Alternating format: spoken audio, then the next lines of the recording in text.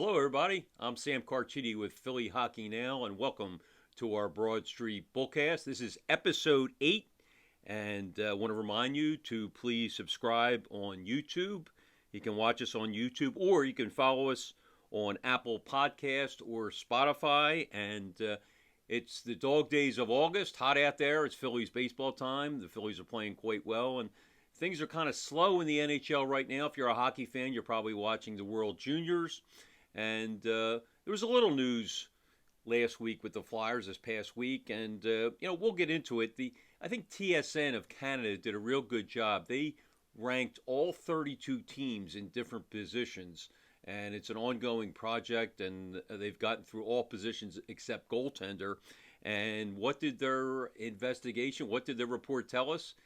Well, it's going to be a sad year for the Flyers if they're accurate. They have the Flyers the fifth tier, which is the lowest tier, at left wing.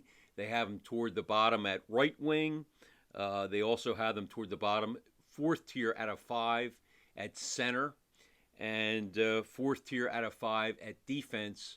And that assumes that Ryan Ellis will not be ready at the start of the season, and it looks pretty doubtful that he will be ready.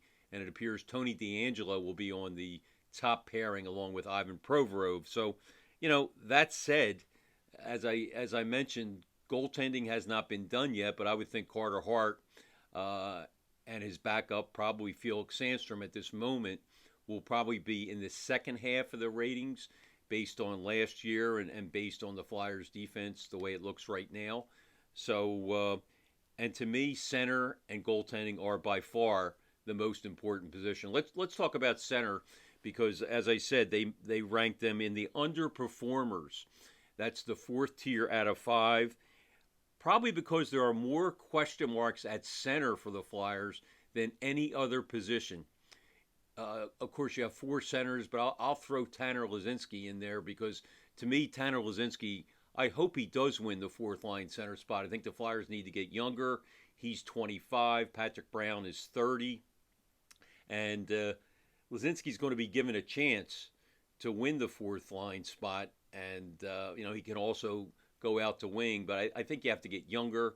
I think you have to get faster. And, we'll see how that plays out. That'll play out in camp, which starts September 21st. But a lot of uncertainties. If you include Laczynski as one of the 5 that are battling right now, you have Sean Couturier 1, Kevin Hayes 2, Morgan Frost at number 3, and either Patrick Brown or Tanner Laczynski at number 4. 3 of those guys are coming off injury-plagued seasons, as you know. Sean Couturier played just 29 games last year, had back surgery. He's your number 1 center. Kevin Hayes had 2 surgeries and then came back and then had another surgery. So he did play the last 28 games. And we should mention, I think that's a positive because Kevin Hayes had 22 points, including 7 goals over that span. He was the Flyers' highest scorer during that time. So I think you can say with a relative amount of positivity that Kevin Hayes will be back to his old self, at least, based on what we saw in the last 6-7 weeks of last season. But still, he's coming off 3 surgeries, and you just never know. Morgan Frost is number 3. He's an uncertainty, not because of an injury so much, although he's had his share of them, but because he really hasn't proven himself. This is a prove-it year for Morgan Frost. He played 55 games with the Flyers last year, had just 5 goals, and, he seemed to develop some chemistry late in the year when he was with Owen Tippett, who, of course, was acquired from Florida in the trade for Claude Giroux. So I think that is going to work. But, Morgan Frost has to prove it. So he is still an uncertainty. And then I mentioned Patrick Brown, Tanner Laczynski, and others. There are others in the mix. But Brown is basically a journeyman. He's 30 years old. And I mentioned Tanner Laczynski a bit. He has played well with the Phantoms. He has scored 13 goals in 42 games spread out over 2 years.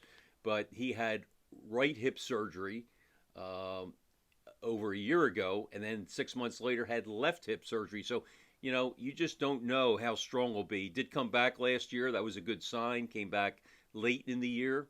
But he is very uncertain. So, you can see why TSN had them ranked so low, and the top teams among centers, and again, to me, the centers and the goaltenders, they're the teams that are going to be uh, favored to win the Stanley Cup, or at least be in the mix.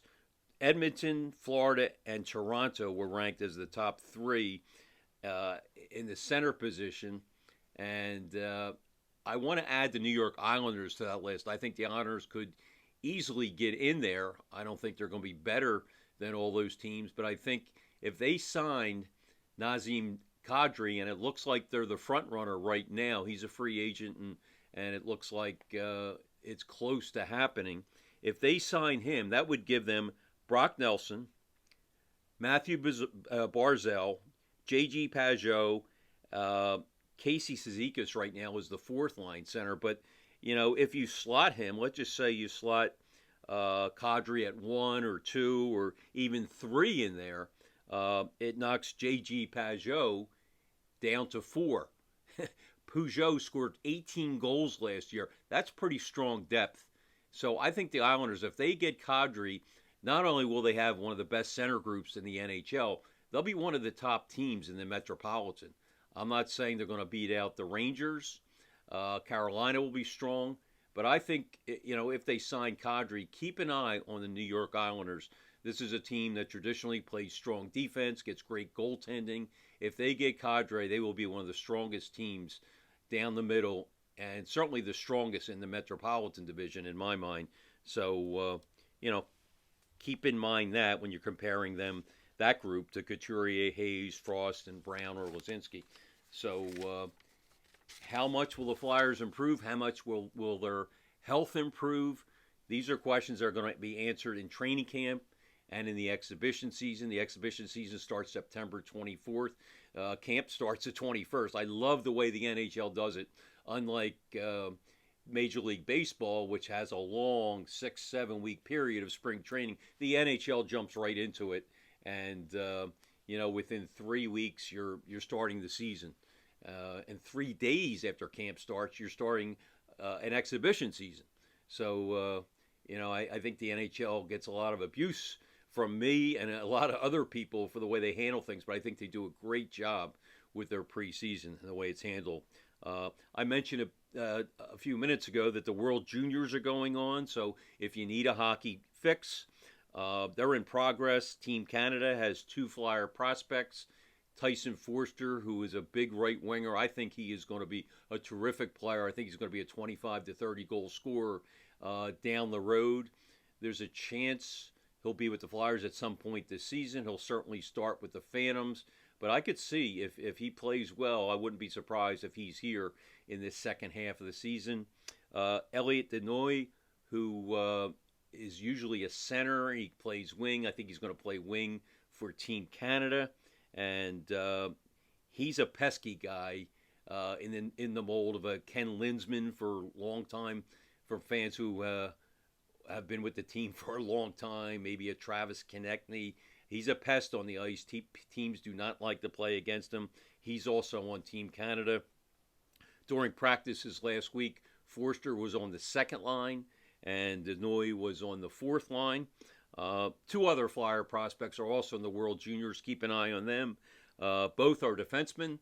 Emil Andre is with Team Sweden, and Brian Zanetti is with Team Switzerland. Before we get to our mailbag, and we have lots of great questions like we always do, and we always appreciate it, I want to throw out a trivia question, and you get a chance to win a copy of this book. It's called If These Walls Could Talk, Philadelphia Flyers. I had the honor and privilege of doing this with the great Lou Nolan. Lou and I had a great time doing it. We did a lot of the interviews right here in my house, and Lou never ran out of stories. He is the only person remaining who worked for the Flyers from the very beginning, 1967, 68. Lou was in the PR department at that time, and since 1972, he has, of course, been the beloved PA announcer. He's been doing it for 50 years, and he did not hold back. He has lots of great stories, and the winner of this trivia quiz, I'll be happy to mail you out a copy of the book, and The question is kind of an offbeat question, has really nothing to do with hockey, but it has something to do with Lou Nolan. What costume has Lou worn for almost all 50 years on Halloween? When the Flyers play on Halloween night or right around Halloween, sometimes that game does not fall on Halloween night. But what costume has he worn? If you're a Flyers fan, you know what it is. And I'll take the fifth one who has the correct answer. Just email it to me, samcarchidi55@gmail.com. Again, what costume has Lou Nolan worn for Halloween game for almost all 50 years, really, at the Spectrum and now at the Wells Fargo Center? Email it to me, and please include your address so I can mail you a copy of the book. And we will be right back with our question and answer period right after this short timeout.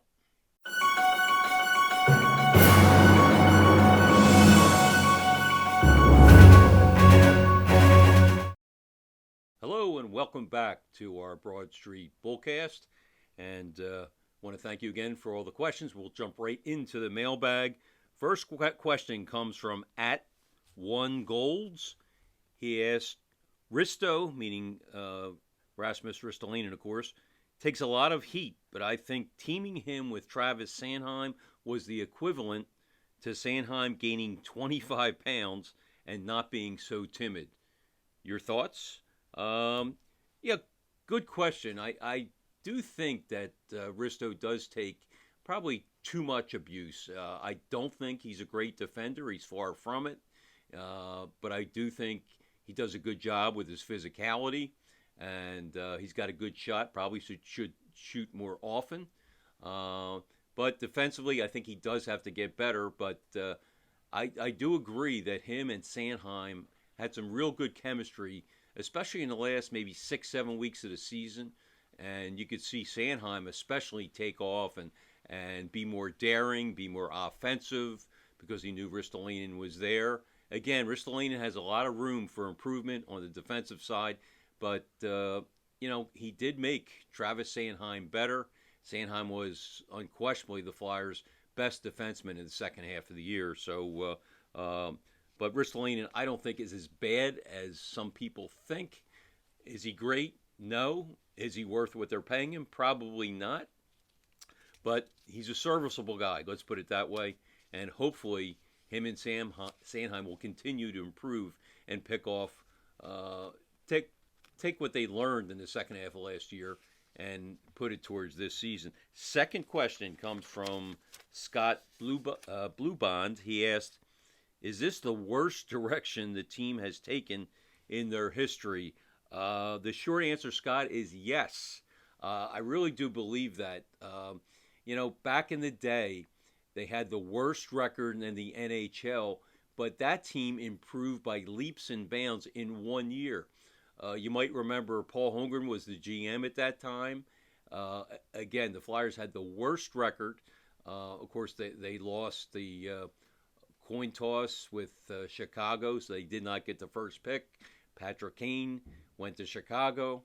Flyers got James Van Riemsdyk, very good player, but not a Hall of Fame player like Kane. But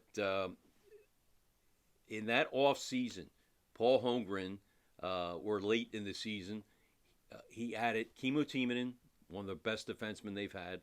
He added Scott Hartnell, who gave them not only grit, he gave them goals. He always scored 25, 30 goals.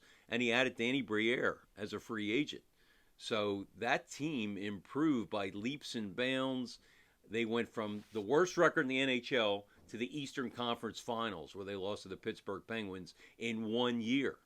They lost to the Penguins, you might remember, in 5 games. So, this team, you look at this team, they were at the bottom of the Metro, and I just don't see the improvement in the offseason. And I think this Flyers team will finish either 7th or 8th in the Metro, and I think they will be in contention. Probably not get the number 1 pick, Connor Bedard, but they will be in the running. And maybe that's Chuck Fletcher's plan, as I mentioned in previous podcasts. Maybe, he is subtly tanking. I don't know, but I just don't see the direction of this team, and I think a lot of people are scratching their heads. But the short answer again, Scott, is that yes, I think this is the worst direction this team has been in its history. Third question comes from Led Zepp 33. Why did Fletcher admit we have zero elite talent and then not do a thing about it? That is the $64,000 question. They did say that they were going to have an aggressive retool, and Chuck Fletcher did say we need more high-end people here. You had plenty of guys that were available in the offseason. You know all about them. I don't have to go down the list. And for whatever reason, cap space wasn't cleared, and I know it's not easy. I know you don't just snap your fingers and get cap space, but it wasn't like a surprise that some of these guys were available, and cap space should have been cleared out, and it is a mystery. And yeah, we'll see how it plays out. I don't know if he has another move up his sleeve before camp starts, but this team right now certainly is far from a Stanley Cup contender, and far from even a Metro contender, and to me, far from a playoff team. Next question comes from Debbie Gammons Brown. She says, how bad will it be? I think it's going to be not as bad as last year, Debbie. I think there will be some improvement, certainly getting players back like Hayes and Couturier, and hopefully Ryan Ellis will improve the team. I think Tony DeAngelo will improve the power play, which struggled epically last year. They had the second worst power play in franchise history. So there were some minor pluses to look forward to, I guess. And you have some young guys that are going to be hungry for jobs. The Owen Tippett's, the Wade Allison, who still has to sign, and some other key players, Morgan Frost and Cam York, and I could go on and on. So I don't think it will be as bad as 61 points. Right now I see them as maybe a 75-point team, maybe higher if Ryan Ellis is able to play a majority of the games, maybe 50, 60 games. But that is an unknown right now, and that's a big key. So I think the sad thing is right now they're probably not going to be in the top 2 or 3. They could be, but for them to get Connor Bedard, it's going to be tough, and but I think they will be in the mix for one of the 5 worst teams right now. So we'll see how that plays out. I was going to say, they may even be like the 6th or 7th worst team, which means you're not going to get that elite player. But if the young guys develop and they're losing games, but you see some development, you see some progress, and you finish with the 3rd worst record, and you get one, there are 3 guys that are probably going to step right in and be quality players, impact players right away from the draft to the NHL. So, I think right now that's a possibility. But again, it's going to be decided by performance, by injuries, by guys returning from injuries. So a lot on the table, and it all starts next month. Training camp is right around the corner. And speaking of training camp, the camp starts on September 21st. The rookie camp sometime the week before that. Next week, I'll be heading to beautiful Maine, to Camden and Bar Harbor. If anybody has any recommendations, I've never been there. Heard so much about it. If you have any recommendations, please email me. But no podcast next week. Hopefully the Flyers don't have any significant moves. And we'll see you in a couple weeks. Again, I want to remind you to please email me with the answer to our trivia question, which we asked earlier in the day for the chance at the Lou Nolan book. My email again is samcarchidi55@gmail.com. I want to thank my great son, also named Sam, for his stellar work, as always, producing this show. Thank you for watching. Thank you for listening. And as the late, great Gene Hart always said, good night and good hockey.